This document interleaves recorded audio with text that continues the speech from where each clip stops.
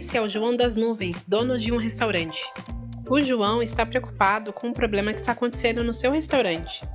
Todo final de semana, o movimento cresce tanto que é preciso mais mesas e cadeiras. Mas durante a semana, muitas delas ficam vazias. O que você faria? Comprar mesas extras para deixá-las ociosas ou encontrar uma solução mais flexível, como alugar apenas quando necessário? Trazendo esse exemplo para a área de tecnologia, antes da nuvem, empresas tinham que comprar servidores físicos e deixá-los prontos para o maior pico de demanda, mesmo que na maior parte do tempo eles não fossem totalmente utilizados. Isso era caro e ineficiente. Com o avanço da virtualização, surgiu uma solução mais inteligente: criar várias máquinas virtuais em um único servidor físico. Isso melhorou a eficiência, mas ainda era limitado.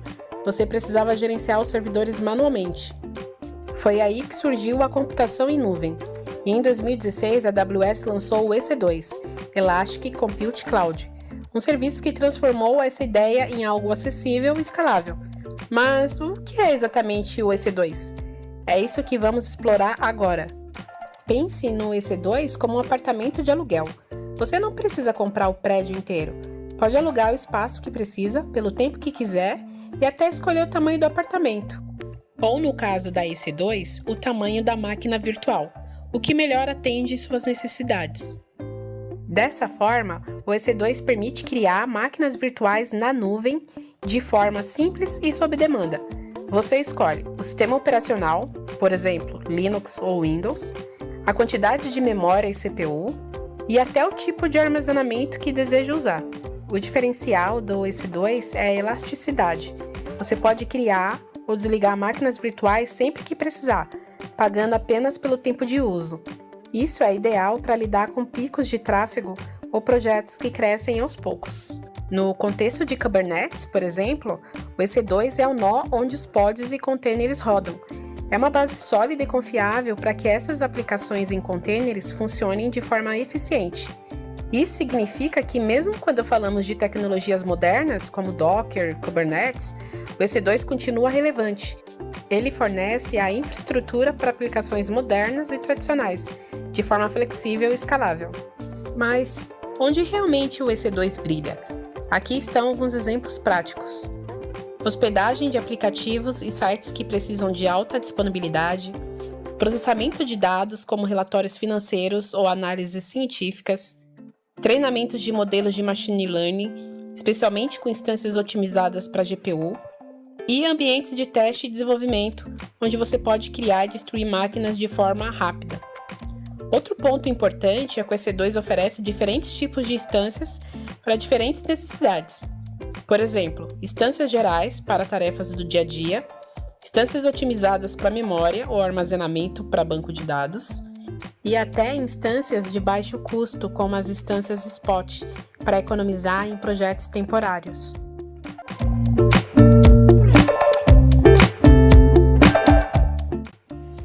Oi pessoal, estou aqui na console da Amazon, na região de norte da Virgínia.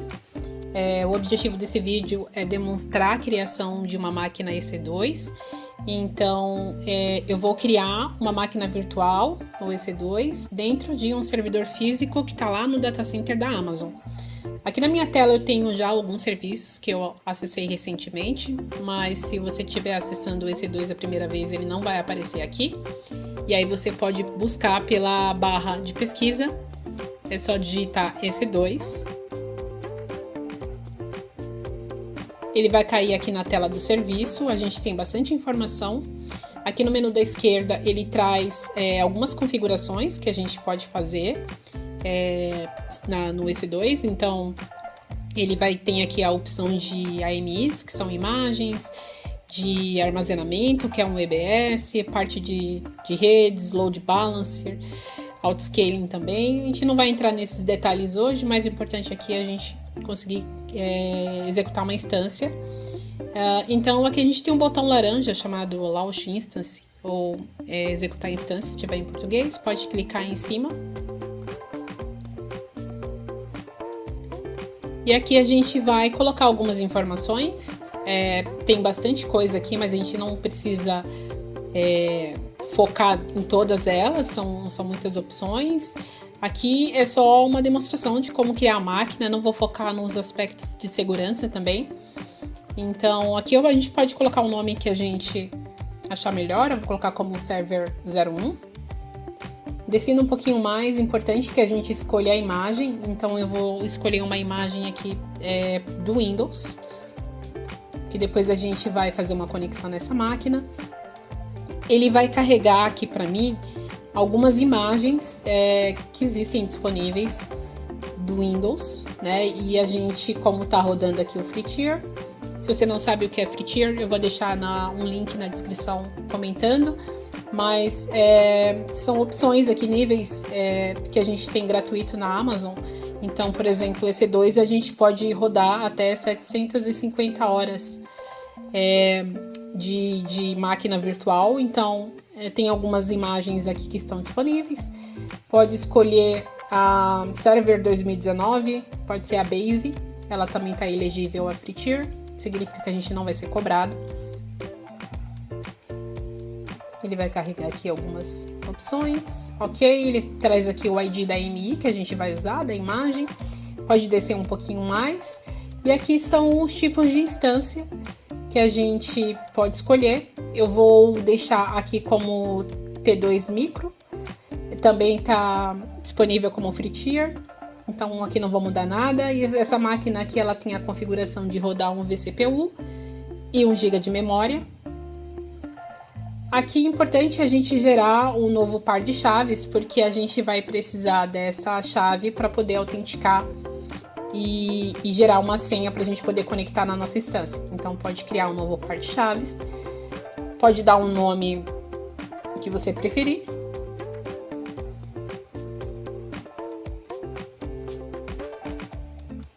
Aqui eu vou deixar como formato como .pen, não vou alterar.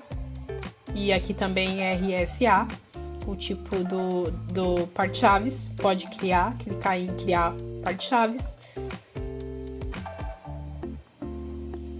Aqui a parte de segurança, não vou alterar muita coisa. A única observação aqui é deixar marcado essa opção da gente conectar nessa instância via remote desktop. Então deixa habilitado. E aqui a gente pode mudar para MyIP. A gente não deixa tão aberto aqui essa parte de segurança, então a conexão vai estar liberada apenas para o seu IP. Então pode deixar marcado, mudar aqui para MyIP e permite conexão RDP. O disco não vamos alterar também, ele vai criar aqui um volume com 30 gigabits, pode deixar dessa forma. Em Advanced Settings, aqui ele vai ter outras configurações mais avançadas, a gente não precisa alterar nada para esse vídeo, então pode deixar como está. E aqui só para confirmar, do lado direito ele traz um resumo. Aqui se eu quisesse criar mais instâncias eu poderia colocar, nesse caso eu vou criar só uma mesmo. Ele traz aqui a imagem que a gente vai utilizar, a família da instância, o firewall ele vai criar um novo security group, padrão. E aqui o volume, e aqui ele traz a informação do Free Tier, que eu não estou sendo cobrado por isso. E a gente vai clicar em Launch Instance. Precisa aqui aguardar alguns segundos para a instância ser criada. Ok. Ela já foi criada. A gente pode clicar em cima ali do ID. E a nossa instância, ela já está em execução. Porém, para a gente conseguir conectar, a gente precisa aguardar mais alguns minutos. Eu vou fazer uma pausa aqui no vídeo e eu já volto para mostrar como que a gente faz para gerar a senha e conectar nessa instância a partir do meu notebook. Voltando aqui, agora sim eu já tenho a minha instância totalmente pronta. Pode clicar em cima, selecionar a sua instância, clicar em Connect, depois em RDP Client. E aqui a gente vai clicar em Get Password, é onde a gente vai gerar a senha para a gente poder conectar na nossa máquina remotamente. Aqui eu já tenho um usuário, ele chama Administrator, e a gente precisa da senha para poder conectar nessa máquina do Windows. Pode clicar em Get Password. Aqui ele vai pedir para você carregar aquele par de chaves que a gente tinha gerado no momento da criação da instância. Então pode dar um upload e você vai carregar, né? Ele já tinha feito o download, pode dar uma olhada na sua pasta de downloads, clicar em abrir. Aqui ele vai te exibir essa chave, pode clicar em decriptografar, decrypt. Ok, ele já gerou a senha pra gente, essa senha é importante pra gente conectar, pode copiar a senha. E agora na sua máquina, aí no seu computador, no seu notebook, você vai abrir, você pode clicar Windows e o R, e você vai digitar mstsc, dá um ok. E você vai digitar o IP da sua instância. Aqui eu não tinha copiado, mas é esse IP aqui. A gente substitui os traços pelo ponto. Então, no meu caso, é o 52.201.253.187. E dá um conectar.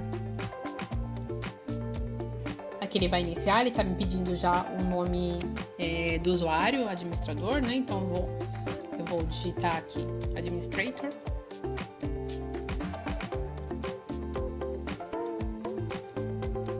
E eu vou colar a senha, essa senha que ele me gerou, eu já tinha deixado copiado. A gente confirmar aqui e pode dar um ok. Aqui ele vai iniciar a conexão, ele vai aparecer essa informação do certificado, pode clicar em sim.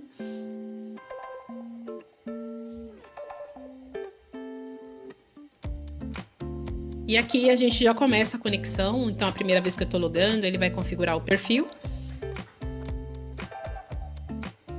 Ok, aqui eu já estou logado dentro do meu sistema operacional, né? Eu estou já numa máquina Windows, posso buscar aqui por msinfo32, que ele vai carregar as informações do sistema. A gente tinha criado o Windows Server 2019, né, o Data Center, tinha escolhido essa imagem. E aqui a gente já pode confirmar, inclusive, que a gente tinha ali 1 GB de memória, também ele já aparece aqui. E essas são as informações, é uma máquina comum, é um Windows Server, aqui também ele já traz algumas informações, né, que a gente tem uma EC2 da Amazon, o ID da instância, algumas informações referentes ao IP. E aqui é uma máquina comum, então se eu quisesse navegar também na internet, poderia navegar e fazer toda a parte de configuração aqui do meu servidor. Então esse vídeo que eu queria demonstrar era isso, a gente cumpriu aqui o objetivo de criar uma máquina EC2, né? Então essa máquina foi criada dentro de um servidor físico lá da Amazon e eu consigo conectar ela aqui da minha casa, utilizando a parte de computação em nuvem, né? Então aqui a gente pode fechar. Se eu fechar aqui não significa que eu estou desligando a minha instância, eu estou apenas desconectando dela. Então a gente vai fazer o processo de excluir tudo que a gente criou. Então pode voltar aqui para a tela da sua instância, esperar ele carregar, você pode selecionar.